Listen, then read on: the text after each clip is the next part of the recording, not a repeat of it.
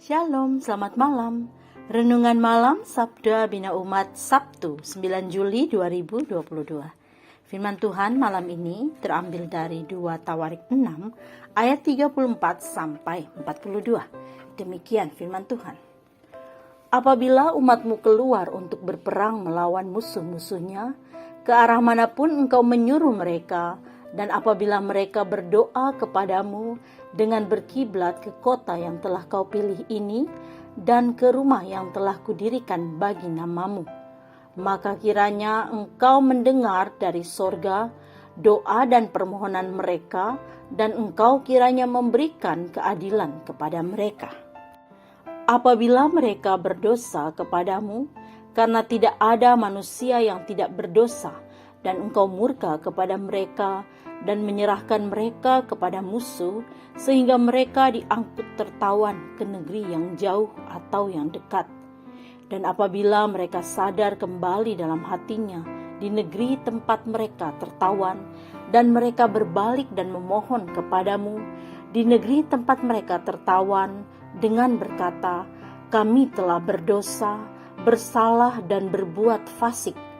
Apabila mereka berbalik kepadamu dengan segenap hatinya dan dengan segenap jiwanya di negeri orang-orang yang mengangkut mereka tertawan, dan apabila mereka berdoa kepadamu dengan berkiblat ke negeri mereka yang telah kau berikan kepada nenek moyang mereka, ke kota yang telah kau pilih dan ke rumah yang telah kudirikan bagi namamu, maka engkau kiranya mendengarkan dari sorga, dari tempat kediamanmu yang tetap, kepada doa dan segala permohonan mereka, dan kiranya engkau memberikan keadilan kepada mereka, dan engkau kiranya mengampuni umatmu yang telah berdosa kepadamu.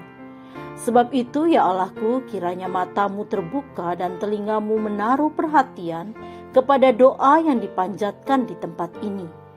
Dan sekarang bangunlah ya Tuhan Allah, dan pergilah ke tempat perhentianmu, engkau serta tabut kekuatanmu.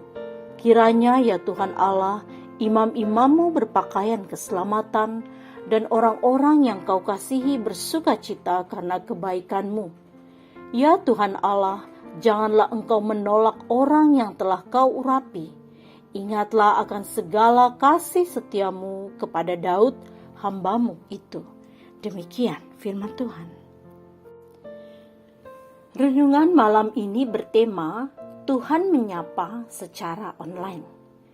Seorang kakek berusia 82 tahun ditanyai, "Opa, rajin sekali beribadah di gereja." Jawabnya, "Dalam umur seperti ini, apalagi yang dicari kecuali mendekat kepada Tuhan." Sebetulnya Opa bisa saja mengikuti ibadah itu secara online, tidak perlu harus datang ke gereja naik angkutan kota yang memungkinkan terpapar. Tetapi dapat dipahami bahwa pada usia seperti itu, tradisi beribadah secara langsung sudah mendarah daging dalam diri Opa tersebut, sehingga tanpa ibadah langsung, Opa merasa tidak nyaman. Ketika membangun rumah Tuhan untuk pertama kalinya, Salomo telah memperhitungkan hal seperti itu. Ia mengingat akan bangsanya yang harus bertempur di tempat musuh yang jauh, tidak berada di rumah Tuhan itu. Ia memohon kiranya Tuhan berkenan mendengar doa yang mereka panjatkan, baik ketika mereka sedang berperang atau ketika mereka menjadi tawanan musuh.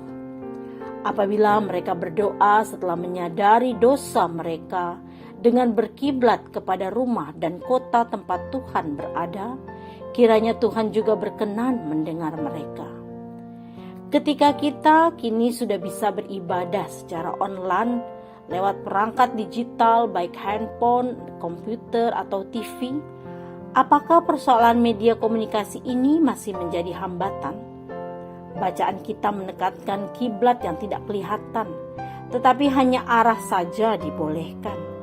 Kalau hanya arah yang sudah tentu didukung oleh hati yang tulus dalam keyakinan akan kehadiran dan kesediaan Tuhan mendengar dan menyapa kita, tanpa gambaran nyata yang diminta Salomo diperkenan Tuhan, apalagi ibadah online yang visual. Alasannya Tuhan kita adalah Tuhan yang hidup, yang dapat menyapa kita di mana dan kapan saja.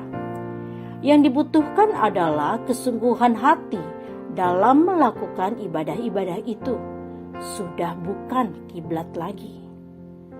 Doa malam ini, ya Tuhan, berkati kami dalam ibadah-ibadah yang kami lakukan secara online, ya Tuhan. Amin. Demikianlah renungan malam ini. Selamat beristirahat. Tuhan Yesus memberkati.